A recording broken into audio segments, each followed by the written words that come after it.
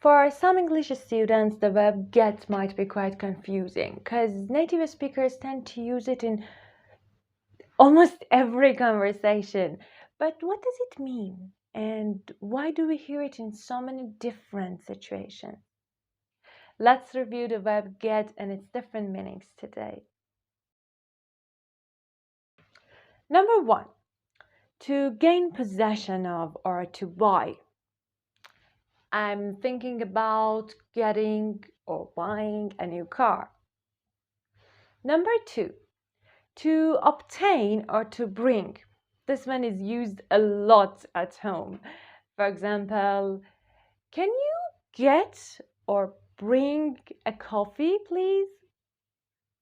Or can you get or bring me the remote, please?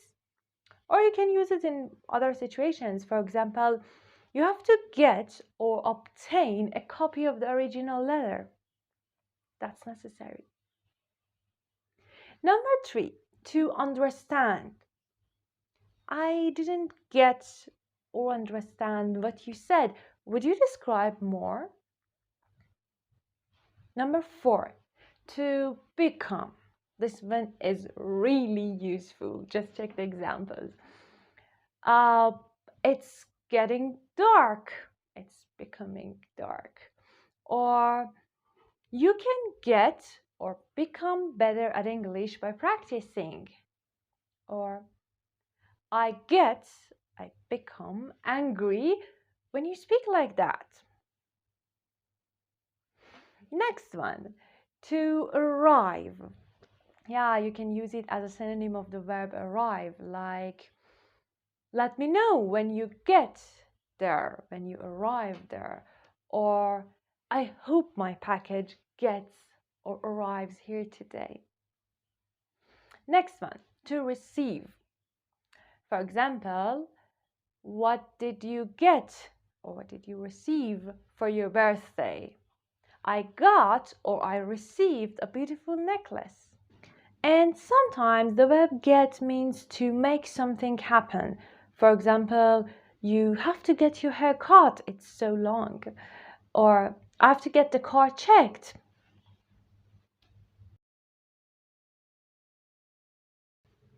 Now you may ask this question that why should I use the verb get instead of these other verbs, other synonyms? Of course, you can always choose whether you want to use the verb get or its more traditional synonyms.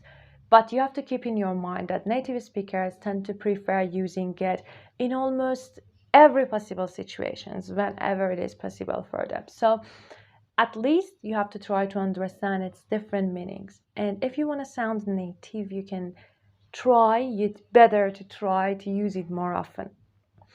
Unless you are writing a formal letter or you're in a formal situation. In that case, it would be better for you to try to avoid using get and use the traditional synonyms, just to stick to using the traditional verbs, because verb get sounds quite informal.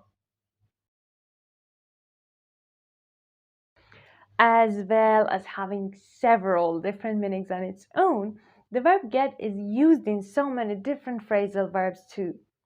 As you've probably already seen, a phrasal verb is a verb which has two or more than two parts, and it's mostly made by adding a preposition to a verb and giving it a new meaning. So here are some common yet important phrasal verbs with get. To get along, it means to interact or coexist well without trouble or argument. Or it means having a good relationship. For example, I wish the kids would get along better.